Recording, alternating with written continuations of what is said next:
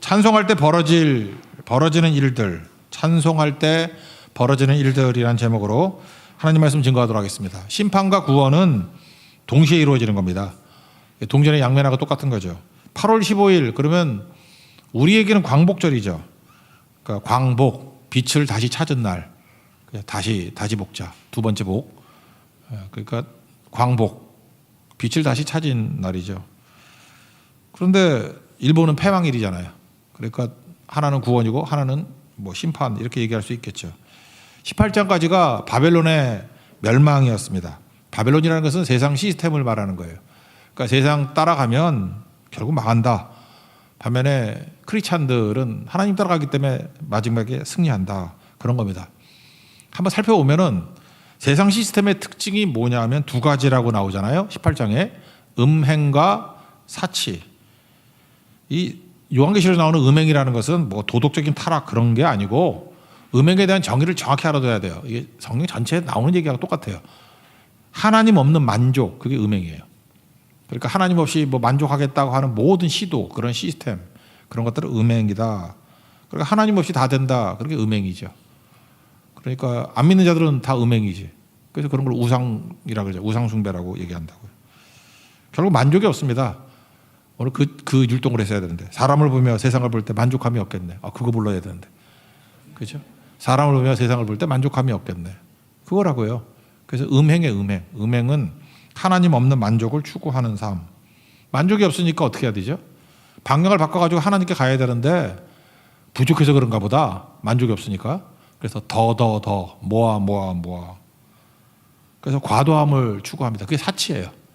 사치를 과도함. 만족 못하는 사람은 사치합니다. 그래서 또 누가 공격하려고 그런 게 아니고 어떤 사람이 좀 지나치게 사치하잖아요. 그러면 그 사람은 돈이 많다 이렇게 생각하면 안 되고 만족함이 없구나. 스티브 잡스 보세요. 돈 엄청나게 많은데. 빌 게이츠 보세요. 돈 엄청나게 많은데 청바지에 터틀넥 입고 다니잖아요. 왜 그러죠? 가진 자의 여유인가? 그게 아니고 만족했다 그런 뜻이에요. 그죠? 만족하니까 생각보다 수수해. 그 성도들도 보면 이렇게 만족한 사람들 보면은 그렇게 난리치지 않아. 근데 뭔가 뭐 이상하게 뭐 빠지는 사람들 있죠.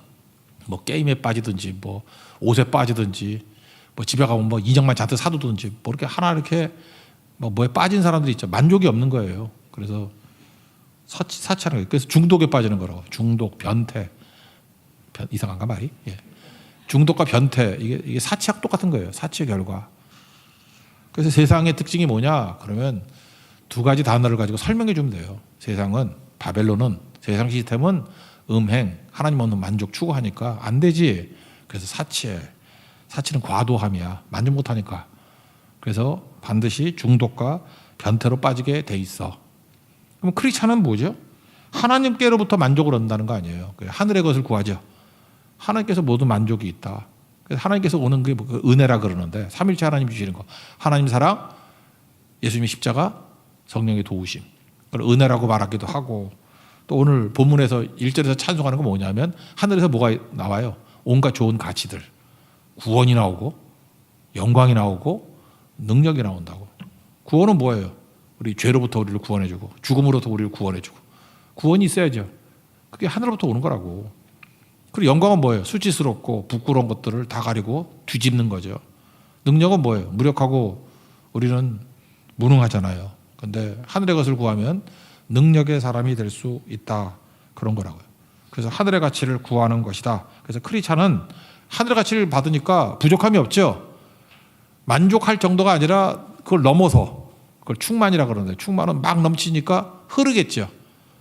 그래서 그리스도인들에게는 만족이 있고 또 하나 넘치기 때문에 흐름이 있어요. 오버플로우. 넘쳐 흐르는 게 있다고. 넘쳐 흐르는 게. 그게 성도의 삶이다. 그래서 제사장 역할을 감당하고 주변을 살리게 된다. 너로 말미암아 모든 사람들이 구원을 받게 될 것이다. 이해가 되죠?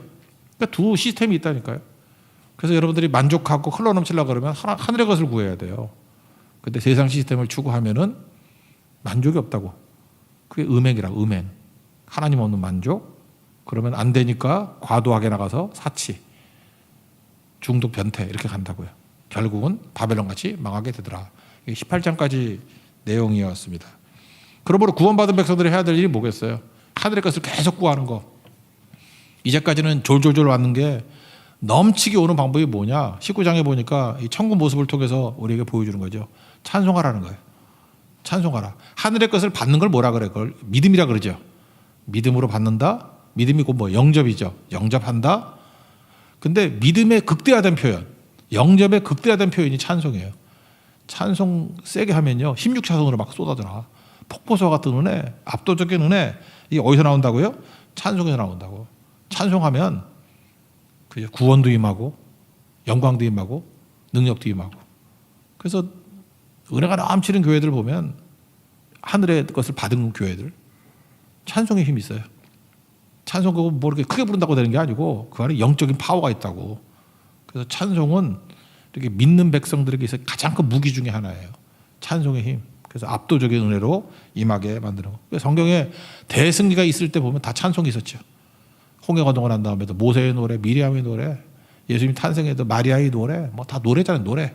그냥 찬송의 찬송. 천국 보니까 특징이 뭔가요? 찬송 엄청 많죠.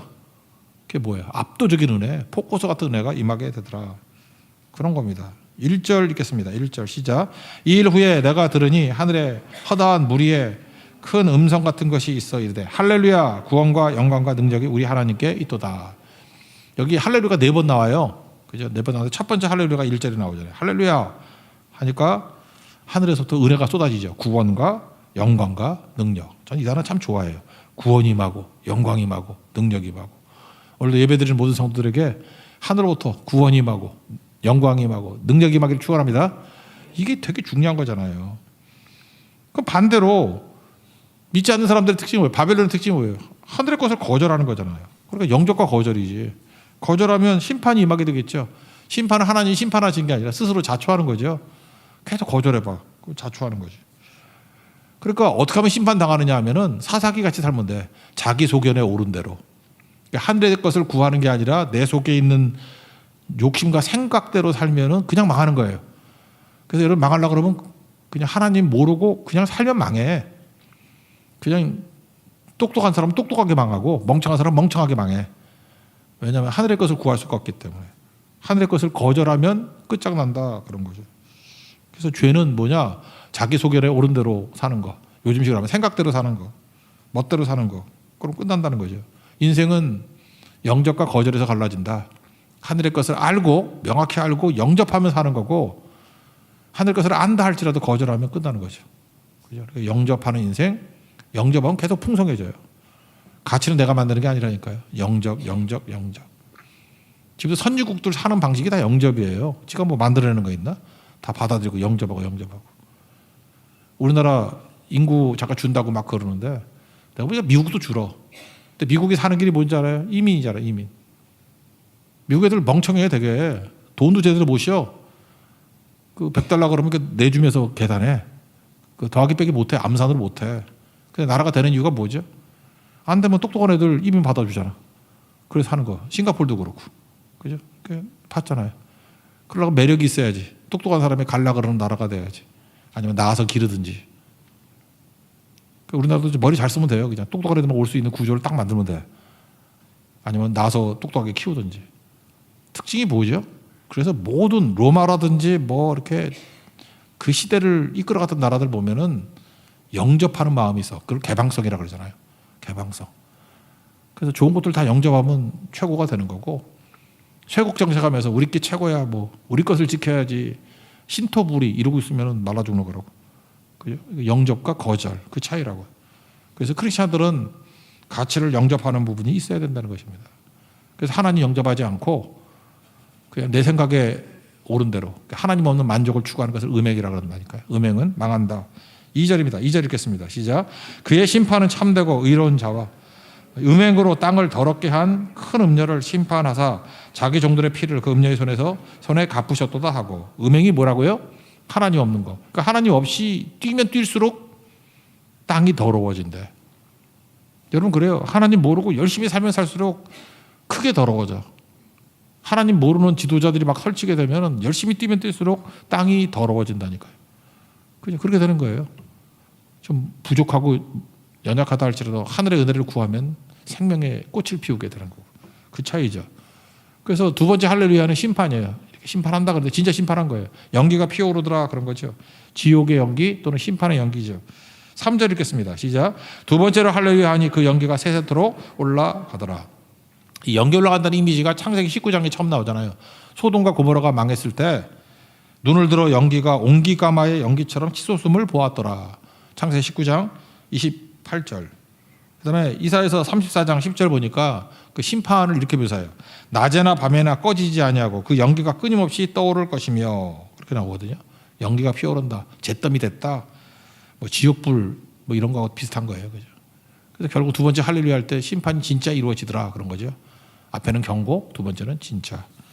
세 번째 할렐루야는 뭐냐 하면 이제 믿는 크리스천들이 이 두 가지 two ways, 두 가지 길이 있잖아요. 영접하는 길과 거절하는 길. 영접했더니 다 살았다. 그래서 하나님께 코러스 찬송 불러요. 그게 먼저 믿었던 신구약의 성도들 대표 24장로. 그리고 내 생물은 피조물의 대표예요. 그러니까 온 세상 만국이 하나님께 찬송하더라. 이게 세 번째 할렐루야예요. 4절 읽겠습니다. 시작. 또 24장로와 내 생물이 엎드려 보좌에 앉으신 하나님께 경배하며 이르되 아멘 할렐루야 하니. 아멘 할렐루야, 할렐루야 이거 자주 나오는 거 아니거든요. 여러분 할렐루야가 나오는 게 신약에 한 권 딱 있고 구약에 딱 한 권 있어요. 성경 읽어보면 할렐루야가 자주 나오는 게 아니야. 우리가 하도 할렐루야 많이 쓰니까 할렐루야가 흔한지 아는데 시편에만 나와요. 구약에는. 구약 39권 중에 시편만 할렐루야가 있어. 그것도 시편에 몇 번이더라? 23번. 시편에 23번. 그것도 100편 이하에 나와. 특별히 시편 113부터 118까지가 할렐 시편이라고 그러잖아요. 그래서 113편부터 118편까지 좀 몰아서 나오고 104편, 105편, 106편에 나오나? 그렇게 몇 개 나와요. 그리고 다 합쳐봐야 23번밖에 안 나와 시편에. 그리고 신약에는 할렐루야가 전혀 없다가 요한계시록 그것도 19장 한 장에 오늘 읽었던 본문에서만 4번 나와요. 그러니까 성경 전체에서 할렐루야가 몇 번 나오냐고 물으면은 구약에 23번, 신약에 4번. 구약은 시편에서만 나오고 신약은 요한계시록 19장에서 나온다. 그거 뭐 알아서 뭐 하냐 그러는데 그럼 뭐 할 말 없어. 근데 뭐 좀 알만하잖아 이거 되게 그죠? 되게 중요한 거라고 그래서 할렐루야. 그러니까 할렐루야를 아무나 하는 게 아니에요. 아무나 하는 게 아니고 이게 막 극적인 됐을 때 하나님이 알려주시는 능력이라고. 그 시편에서도 막 감정이 고조되고 하나님 막 은혜 주실 때 좀 뭐라 그러죠? 이렇게 비밀을 알려주시. 야 할렐루야라고 노래 그렇게 해주는 거예요. 그때 막 쏟아져 나오는 거야 은혜가. 그래서 시편의 100편 뒤쪽에 거기 나온다니까 거기에. 그게 그쪽이 주로 그거잖아요. 뭐 신명기 때 제2세대에게 1세대 다 죽여버리고 하나님 특별히 은혜 부어주실 때 나오는 거 아니에요. 성전에 올라가는 노래들 그때 막 쏟아 부어주신다고. 그 할렐루야를 알려줬다는 건 이게 엄청난 거라고. 그래서 좀 작곡하는 사람 할렐루야 들어간 노래 좀 작곡 좀 해. 요즘에 찾으려니까 별로 없는 것 같아요. 할렐루야, 할렐루야, 할렐루야. 여기 나오는 이 할렐루야. 다 같은 내가 한번 작곡자라면 그렇게 하겠다. 시편에 23번 나온다 그러니까 다 뒤져가지고 다 작곡하겠다. 할렐루야 나오는 거. 그 다음에 요한계시록 19장이 4번밖에 안 나온다니까. 27개. 아, 그걸 못하나. 아, 이 음악하는 게을러 빠져가지고. 나 같은 설교 27번 하고도 남지 그거. 왜 그걸 안 해? 내가 보니까 몰라서 그러는 것 같아. 무식해서. 그러니까 할렐루야가 27밖에 안 나온다니까. 그거 갖고 만들라니까요. 11장 15절인가 그 내용 가지고 할렐루야 코러스를 만들었죠. 핸델이. 그죠? 핸델이. 근데 그 스토리지 거기는 할렐루야가 없어. 그리고 실제로 할렐루야는 19장에 나오는 거예요. 그죠? 그러니까 핸델의 할렐루야도 약간 짝퉁이야. 11장 5절에 나오는 거 가지고 할렐루야를 부르고 거기는 없는 내용의 할렐루야. 19장에 나온다니까. 천국에서 나오는 할렐루야. 이거 보고 배우는 거죠. 그러니까 좀 이렇게 성경의 틀을 제대로 알고 만든 할렐루야 이런 게 나왔으면 좋겠어요. 그러니까 여기까지가 되잖아요. 그 다음에 중간에 갑자기 예수님이 개입해요. 4번째 할렐루야 나오기 전에. 예수님이 개입해가지고 예수님이 명령해요. 더 크게 불러. 더 세게 불러. 뭐 이런 식이에요. 예수님이 잘 간섭 안 하거든. 예수님이 잘 안 끼는 분인데 예수님이 너무 좋으셔가지고 야 할렐루야가 얼마나 능력 있는지 알아? 더 크게 부르면 더 엄청나게 능력이 임할걸? 그래서 예수님이 참다가 낄까 말까 하다 낀 것 같아 내가 볼 때. 보좌에 계신 분이 뭐 예수님밖에 더 있어. 하나님과 예수님인데 그게 5절이에요. 낄까 말까 하다가 우리의 높은 수준으로 우리 끌 때 뭘 한다 그랬어요? 명령의 형태로 찬송하라. 예수님 명령했다고. 이런 비밀을 알았으면 우리는 뭐예요? 그냥 모여서 죽어라 찬송하고, 음악집 한다 그러면 모여서 또 찬송하고 또 찬송하고, 맨날 되지도 않는 기도만 하려고 그러지 말고 모여서 찬송하라고. 기도하다 졸고 맨날 이렇게 고개 넘어지고 이러지 말고 찬송하라고. 찬송하다 보면 기도가 터져 나오고 뭐 은혜가 터져 나오고 막 그런 거예요. 구원과 영광과 능력이 임한다니까. 찬송하다가 뭐 전쟁하다 승리하고 그랬잖아요. 찬송 너무 세게 하면요, 좀 문제 있어. 뭐 이렇게 이 교정하는 사람 이거 날라가. 왜냐하면 감옥문도 막 열리고 그러잖아. 뭐 이렇게 금속이 다 부러져. 막 그런다고. 할렐루야 이렇게 해야 돼. 할렐루야.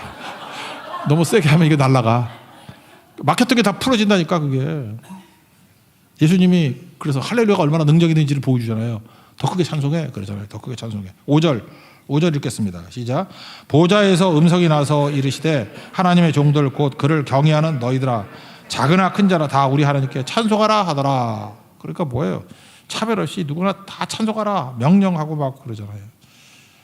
저는 그 찬양하는 거 뭐 우리 교회도 찬양 열심히 하지만 누구 잘하는 거 이렇게 볼 때 있잖아요. 여러분 그런 거 보셨어요? 그 어디지? 대전인가? 연무대 가면은 군인들 그 힐로함 부르면서 막 찬송하는 거 있죠. 나 가끔마다 그거 틀어놓고 또 보고 하는데 거의 미친놈들이야. 그죠? 어두운 밤에 뭐 캄캄한 밤에 하면서 막 찬양하는데 그것도 있지만 미군 찬양이 있어. 미군이 힐로함 아니고 미군들이 그 찬양하는 것도 엄청난 게 있어. 미군이 노래는 더 잘하는 것 같아. 미군들 부르는 것도 있는데 그것도 가끔 봐요. 찾아보라고. 근데 진짜 노래 같은 노래로 내가 볼 때 찬양의 힘이 최고이고, 이 찬양의 힘으로 이게 앞에 성가대라 그러라. 거기 성가대가 찬양팀이지. 찬양팀이 한 100명쯤 되는 것 같아. 미국 가면 그 브루클린 터버너클이라는 교회가 있거든요. 브루클린 터버너클. 그 짐 신발라라고. 이 교회는 노래로 다 끝내주는 거야. 오늘도 들어가서 한번 봐요. 그냥 브루너클 터버너클 치면은 노래가 쭉 나오는데 그 중에 클릭수 제일 많은 거 몇 개만 들어봐. 천국에 온 것 같아. 이게 찬양이구나. 이 짐 신발라는 찬양으로 다 뒤집어 놓은 거야. 뉴욕이 뉴욕에 이것 때문에 산다는 사람도 있어. 찬양의 힘으로. 힘이거든요. 천국의 찬양이라고. 그래서 믿음의 표현은 뭐예요? 찬양은 16자손으로 막 엄청나게 능력이 임하게 만드는 것이다. 그래서 이 천국의 모습을 통해서 우리가 보는 게 뭐예요? 찬양하라, 찬송하라. 그게 어마어마한 능력이 있다. 그런 거죠. 찬송 자체가 뭐예요? 하늘에 가서 집중하는 거잖아요. 하나님 집중하는 거 아니에요. 그리고 영접하는 거 아니에요. 근데 그 임하게 해달라고. 그러니까 흐름이 막 넘치니까 흘러 넘치게 되는 거죠. 이번에 말레이시아 선교를 가는데 말레이시아 선교도 이렇게 준비했으면 좋겠어요. 연합 예배 드릴 거 아니에요. 그리고 한국말, 말레이 말 해가지고 막 찬송하고. 그때 뭐였죠? 뭐 달람 예수도 했고 뭐 또 몇 가지 했던 것 같은데 같이 부르는데 너무너무 좋더라고. 아이들이 막 엄청나게 노래 크게 부르고 그랬던 것 같아요.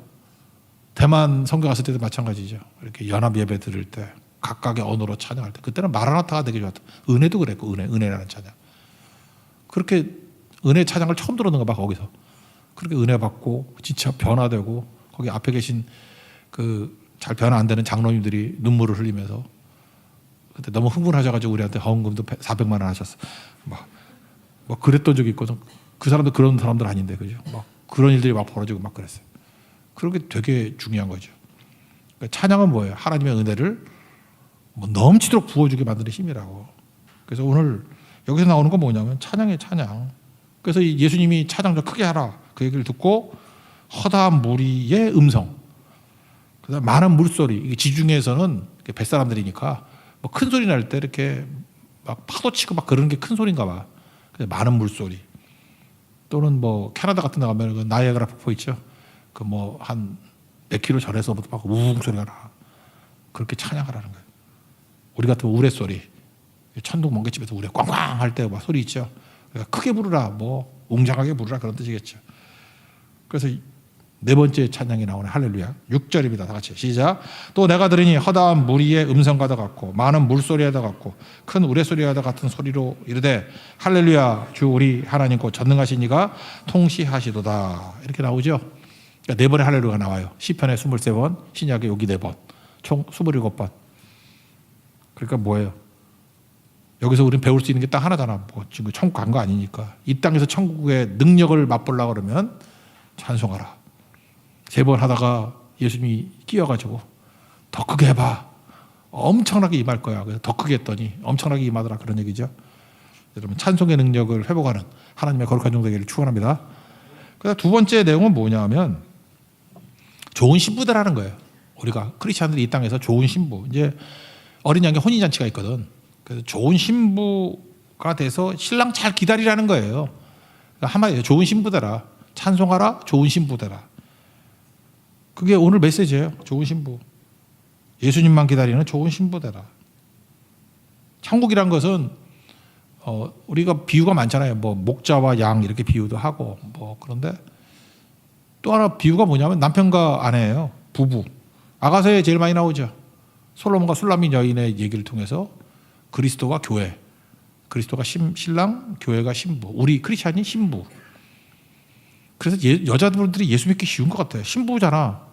신부니까 남자도 신부 있지 캐톨릭에서 그 신부 말고. 네. 여자들은 신부라는 의식이 있으니까 그렇게 믿으면 돼요. 신랑 좋아하듯이. 남자는 그 감이 없잖아. 여자가 아니라서. 근데 하여튼 신부같이 신랑을 막 기다리는 신부같이 믿는 게 중요한 거다. 그런 뜻이죠. 아가서에 나오고. 이사야 54장 5절에 보니까 이는 너를 지으신 이가 내 남편이시라. 그래서 하나님 우리 남편이다. 그렇게 표현을 하고요. 호세아서는 명확하죠. 우리를 그 음란한 고멜로 치잖아. 신랑 좋은 신랑 호세아 버리고 자꾸만 딴짓하는 여자. 그래서 호세 2장 19절 보니까 내가 내게 장가들어 영원히 살되 이런 얘기가 나오죠. 내가 내게 장가들어. 그래서 부부관계로 이렇게 설명을 한다는 것입니다. 이스라엘의 결혼은 우리하고 좀 다른 거 아시죠? 약혼이 있고 결혼이 있어요. 약혼을 정혼이라 그래요. 정혼.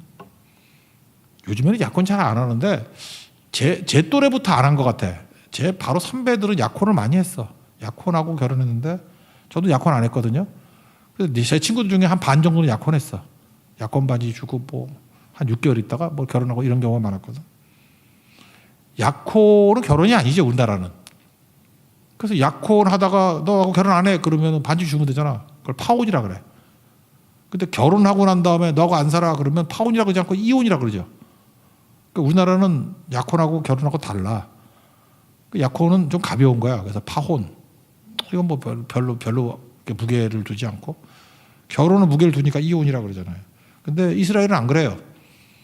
그 약혼 자체가 그걸 정혼이라 그러는데 결혼하고 똑같아요.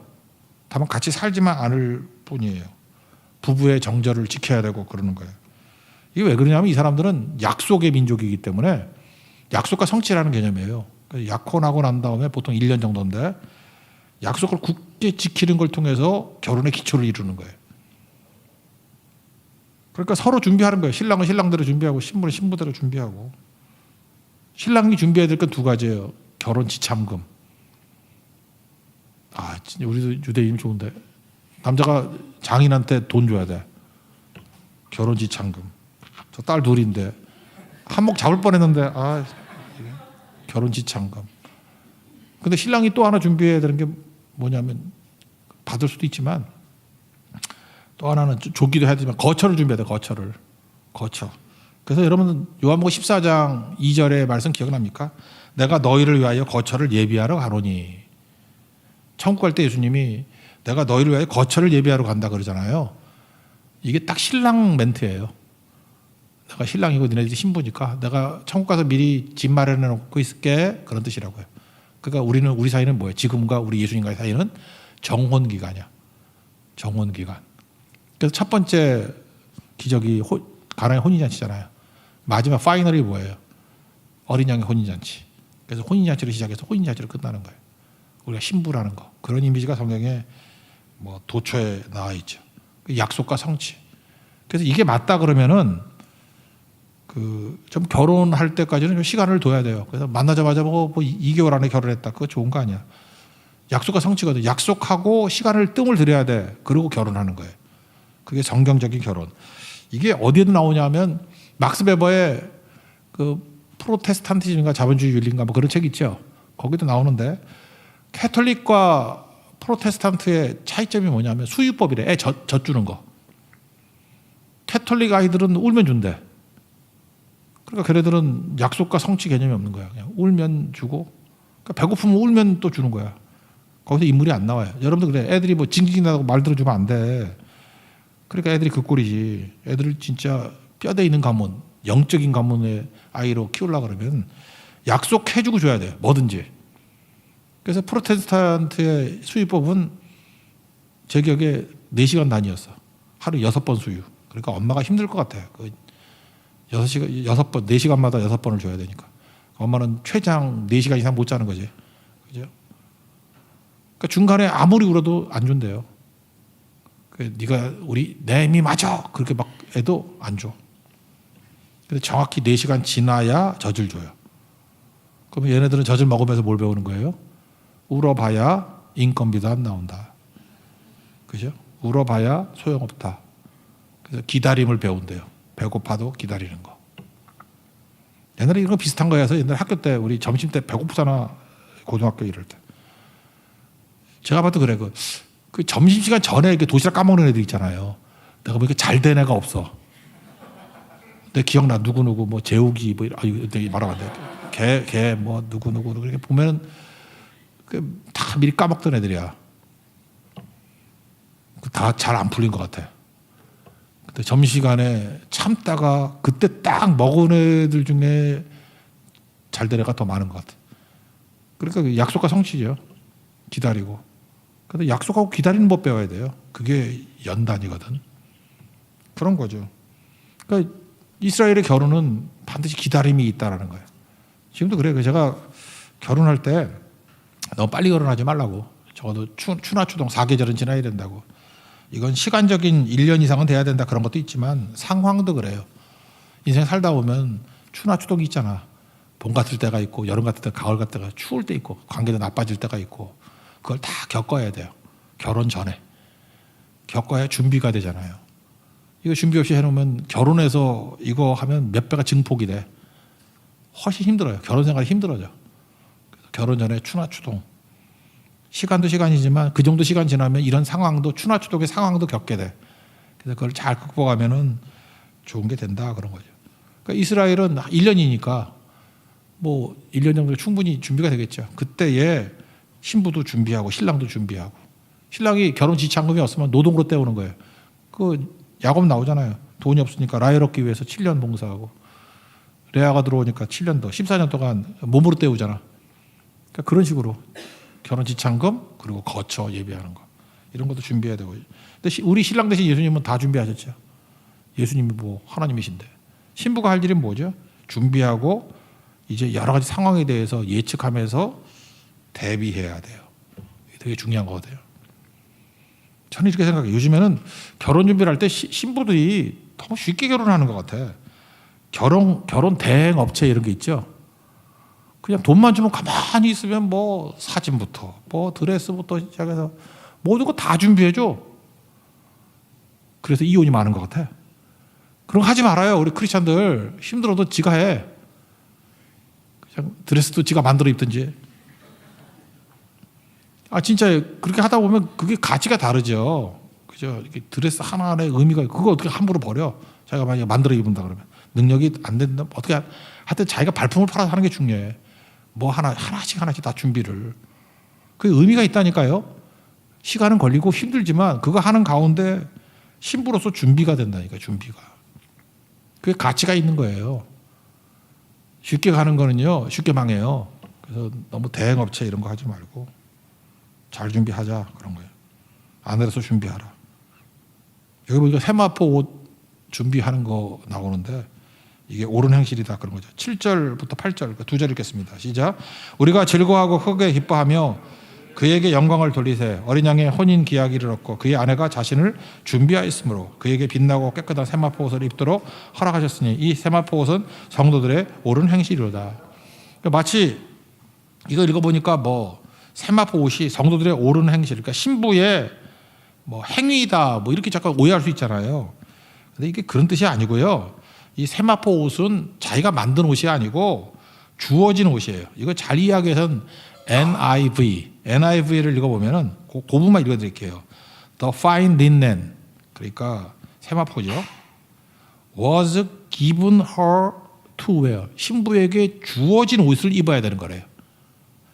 이제 was given her to wear. 그 여자에게 주어진 세마포 옷. 그러니까 옳은 행실이 뭐죠? 자기가 만든 옷이 아니라 신랑이 준 옷이에요. 그러니까 로마서 13장 14절을 보니까 주 예수 그리스도로 옷 입고 정욕을 위하여 육신의 일을 도모하지 말라. 그러니까 옳은 행실이라는 게 뭐예요? 세마포와 신랑이 이렇게 전해준 말씀이 있겠죠. 이렇게 이렇게 해라 하는 것들을 잘 지키는 거. 그게 세마포 옷 입는 거예요. 그러니까 우리가 예수님 앞에서 세마포 옷을 입는 건 뭐예요? 예수님 말씀을, 신랑 대신 예수님 말씀을 잘 듣는 거. 그리고 음행하지 않는 거. 음행하지 않는 게 뭐예요? 하나님 없는 만족, 그게 음행이라고 그랬죠. 그러니까 신랑 없이는 만족이 없는 거. 이런 거죠. 여기 가끔 그런 사람 있죠. 크리스찬이라고 그러는데 예수님 없어도 마냥 즐거운 사람 있죠. 예수님 없어도 난 즐거워, 기뻐, 너무 좋아, 행복해 막 이러고, 성경 안 가고 유럽 가가지고 행복하다고 막 그러고 그런 사람 있잖아. 이런 게 뭐라 하죠? 그거 음행이에요. 음행. 하나님 없는 만족. 유럽 가는 게 나쁜 게 아니고 그 신랑 없이도 너무 만족해 하는 거야. 신랑이 외국에 한 2년 가 있어. 근데 여기서 너무 행복해 하면은 좀 의심스럽지 않아? 얼굴이 달덩이가 되고 막 때깔이 좋고 뭐 목사님 KFC 가서 먹어요 막 이러면 저 왜 이렇게 행복하지? 그 신랑이 없으면은 좀 우울해야 돼. 우울하고 화장도 하지 말아요. 얻어 터진 것 같이 하고 다니고. 그게 중요한 거죠. 그래서 우리는 예수님 없으면 낙심해야 되고 예수님 없으면 우울해야 돼요. 그게 되게 중요한 거죠.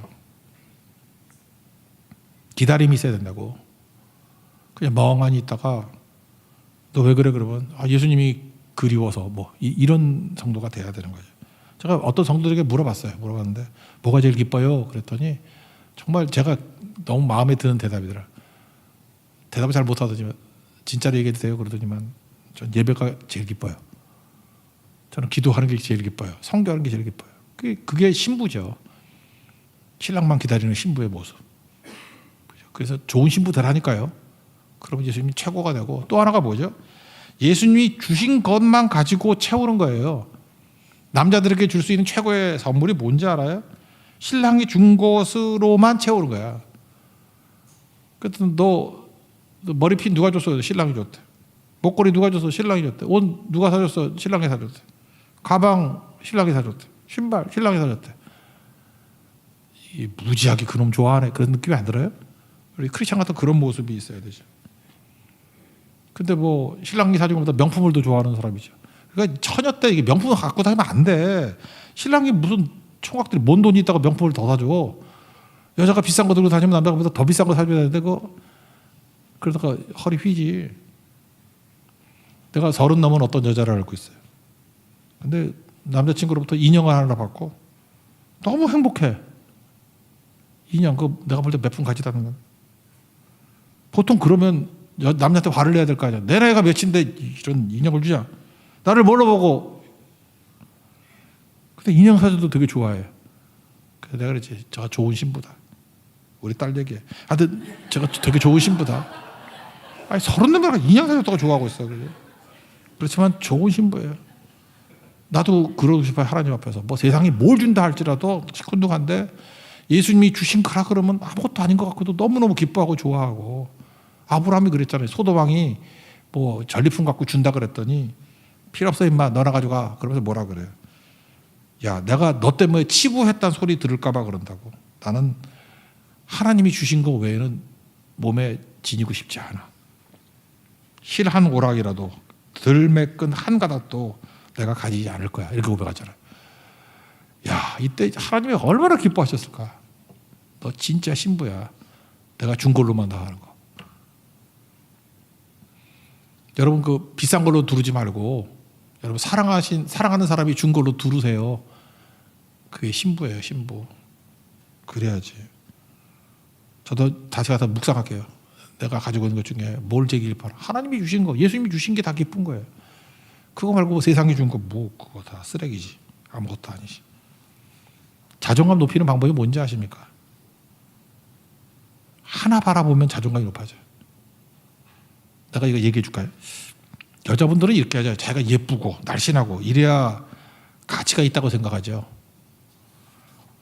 좀 심하게 얘기는 안 하는데 좀 별로 그렇게 객관적으로 매력이 없어 보이는 여자야.